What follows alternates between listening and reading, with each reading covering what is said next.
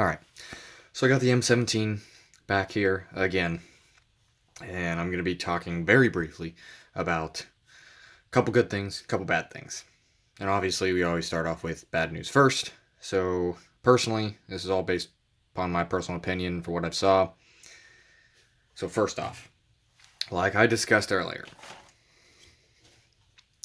the safety and the slide release and slide lock too close together. That's just my personal opinion for being military. Because safety, obviously, military is always going to want to be on. So if it's on and it's above the slide release, it's going to cause some issues, right? Because most people are going to want to come over the top, like I discussed earlier, and hit that slide release. There you go. And I just turned off the safety, so now I got to turn it back. Not that big of a deal. I'm kind of being picky. But why is it so close together? Like, I don't get Sig in doing this. I feel like the whole safety was like an afterthought. Like, they made this striker-fired weapon to be safetyless, which originally it was. With the original 320, it had no manual safety.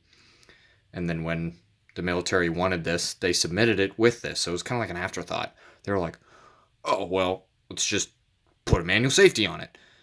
And they didn't design it with that in mind, so it kind of ended up goofy like that. So, I don't know.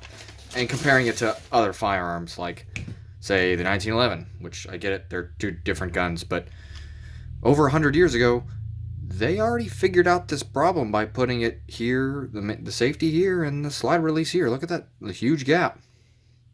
I mean, if Colt was thinking about it that long ago, why didn't Sig think about it like 2 years ago?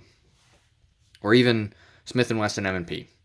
This is Gen 1, and it doesn't have a manual safety on it. But if you look closely, you can see where the cutout should be, because on some of these models, they have a manual safety. So it would be right there. Look how far apart it is. They figured it out, right? When I want to turn off the safety, on and off safety, it's back here, and then slide release is down here, not in the same location where you're gonna hit it off your thumb every single time you drop the slide. Cool. Okay, I'm done with that. Enough beating the dead horse about that one. So, trigger. I'm not impressed about the trigger. I'm actually surprised. I was expecting more from them. Now, does it shoot well? Yeah, it actually shoots pretty well. I was surprised. I had to get used to the trigger. Trigger's really goofy on it. And it does, I mean, reasonable. I'm not that great of a shot, but, I mean, 7 yards and then 15 yards. First shot, I have about 100 rounds through the weapon. No big deal. But how to describe it is it's not linear to me. When you're pulling a trigger, you want it to literally, like, kind of, not the trigger itself, but you want the poundage to be like a curve. You know, the more you push in on the trigger, the more it moves. That makes sense. This doesn't do it. It hits like a wall. Let me see if I can demonstrate. So this is the slack right here. No big deal. That happens a lot in pistols. So you hit the slack and there's a wall right there. And as I squeeze, see how it jerked right there? It like jerked and then hit a wall again. And then as I squeeze again, it did it really slightly there, and then it goes off. So let's do it again, just to see. Real slow. So there's the slack. I'm hit the wall. As I slowly start squeezing, jerked right there. Jerked again, and then it went off. It's not linear. It's not smooth. So maybe more rounds will fix it, but let's compare it to the Glock. I know everyone's going to be like, oh, you're comparing it to a Glock, but they work. So, for instance, and as you're looking at this, you can see as I'm squeezing, it continues to push backwards. See, it keeps moving until it goes off. Same with the reset, which I'll talk about here in a second, is as you release the Glock, you can see it for an instance, is see, as you release, it moves with it. Exactly what you expect. And right there's your reset.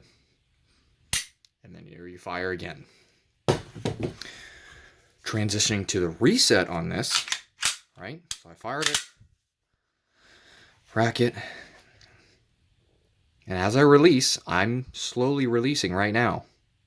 Nothing's happening. Still nothing, still nothing. It's getting really light, waiting for something to happen, and then it just throws you forward at the last second. Is this Sig's new way of doing something? Maybe. But none of these other firearms do that. So maybe they're trying something new? I don't know. Am I going to compare it to the Glock? Of course, because the Glock was up against next to it, and it unfortunately lost. But it doesn't do that.